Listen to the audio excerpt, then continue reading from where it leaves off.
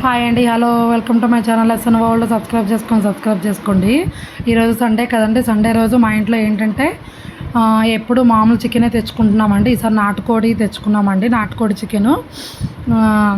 అలాగే పచ్చిమిర్చి ఆనియన్ కళాయిలో నూనె వేసేసుకొని వేయించి పెట్టుకున్నామండి. వేయించుకుంటున్నాము. దాంట్లో ఒక టమాటా 3 తీసుకొని నేను కట్ చేసుకొని మిక్సీ పట్టుకొని దాని ప్యూరీ వేసుకొని దాంట్లో వేసుకోవాలండి. టమాటా అనేది ప్యూరీ, అందులోకి పసుపు వేసుకోవాలండి కొంచెం.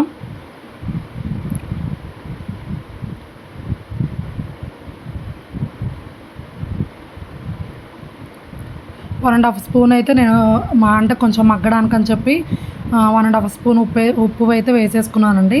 నాటుకోడి ఇది కాల్చి తీసుకొచ్చిందండి. అక్కడ 1 కేజీ ఉంటుందండి. నేను వాష్ చేసి పెట్టుకున్నాను. కాల్చి తీసుకొచ్చిన దాంట్లోకి వేసుకోవాలండి, కళాయిలోకి కొంచెం నాటుకోడి ముక్కలు అనేవి. అందరూ ఇదిగోండి, ఇది ఉంది కదా, ఇది గుండకాయ, అది పిల్లలకు పెడితే చాలా మంచిదండి. బ్లడ్ కూడా బాగా పడుద్ది. కొంచెం ఉప్పు వేసేసానండి సరిపోదని చెప్పేసి. మళ్ళీ అల్లం వెల్లుల్లి పేస్ట్ ఇప్పుడే ఫ్రెష్గా పట్టుకొని దాంట్లోకి వేసుకున్నానండి. అంటే దానికి సరిపడినంత, ఆ చికెన్కి సరిపడినంత వేసుకున్నాను నేనైతే అల్లం వెల్లుల్లి పేస్టు.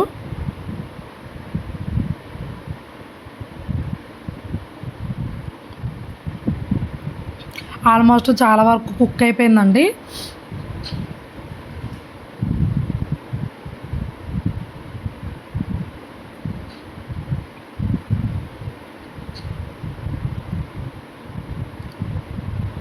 తర్వాత ఇందులోకి ధనియాల పొడి కూడా వేసేసుకున్నానండి నేను. అదిగోండి 1.5 గంటన్నర అట్లా వేసానండి. ఆ చికెన్కి సరిపడా అట్లా వేసుకోవాలండి అది ధనియాల పొడి అనేది.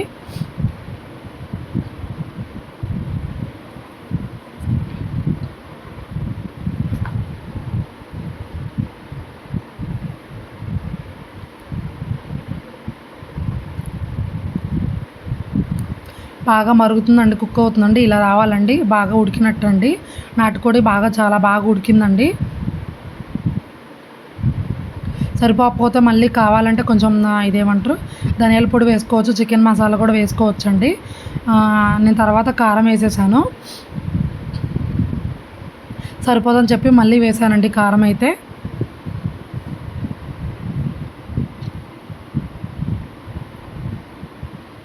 ఒక ముక్క చూస్తున్నానండి ఉడికిందా లేదా అనేసి.